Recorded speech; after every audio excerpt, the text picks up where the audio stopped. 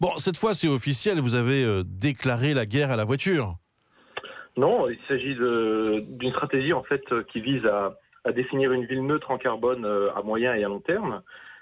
Et dans ce cadre-là, il s'agit en réalité de planifier la fin des véhicules thermiques, c'est-à-dire la fin de l'utilisation des énergies fossiles à un horizon de 2030. Donc il ne s'agit pas de la voiture, mais plutôt d'une question de transition énergétique en réalité.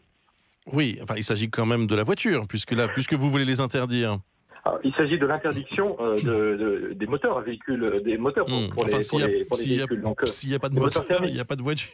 Voilà. C'est ce que Donc, je voulais si vous dire. voulez, l'idée, c'est de planifier donc à long terme avec une stratégie donc qui vise à réduire nos émissions de gaz à effet de serre. Vous savez que le secteur des transports, c'est l'un des principaux secteurs émissifs en termes de gaz à effet de serre.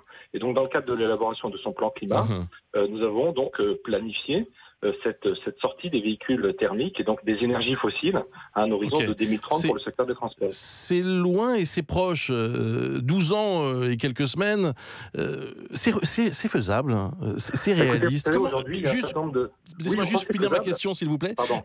Merci. Comment les gens vont-ils circuler, tout simplement? Je crois que c'est tout à fait faisable. Vous savez, aujourd'hui, un certain nombre de constructeurs automobiles ont annoncé la fin du diesel et se tournent résolument vers des motorisations électriques.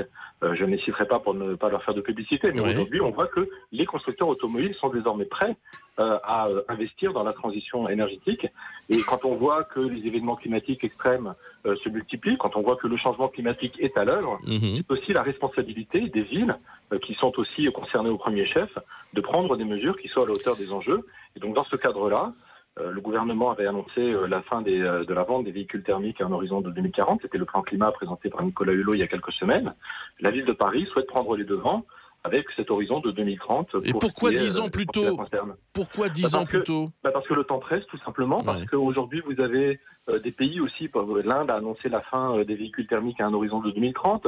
La ville d'Oslo, où 40% des véhicules sont déjà électriques, annonce l'interdiction de la voiture dans son centre-ville. Donc les choses sont en train Mhm. de bouger très très vite. On vit une véritable révolution en termes de mobilité. Et puis sur la question du climat, comme je le disais, on ne peut pas attendre. Donc aujourd'hui, il faut aussi que l'on prenne des mesures qui nous permettent de réduire nos émissions de gaz à effet de serre. Et donc c'est cette Tous ceux, stratégie et cette vision que nous euh, avons à un horizon de 2030. Vous savez, Christophe Najdowski, que beaucoup d'auditeurs de France Info le matin écoutent cette radio dans leur voiture et ils doivent se poser la question, mais comment je vais faire? Comment je vais faire pour venir à Paris dans quelques années? On est sur une planification à 12 ans. On a des progrès énormes qui sont en train d'être effectués sur le véhicule électrique. On a également la perspective du véhicule autonome qui va peut-être révolutionner aussi nos transports. On est en train de vivre en réalité une véritable révolution en matière de mobilité avec le développement du numérique, avec donc toutes ces perspectives en termes de mobilité nouvelle. Et donc, ce que nous essayons tout simplement, c'est d'anticiper aussi cette évolution, de nous inscrire aussi dans la nécessité de la réduction des émissions de gaz à effet de serre.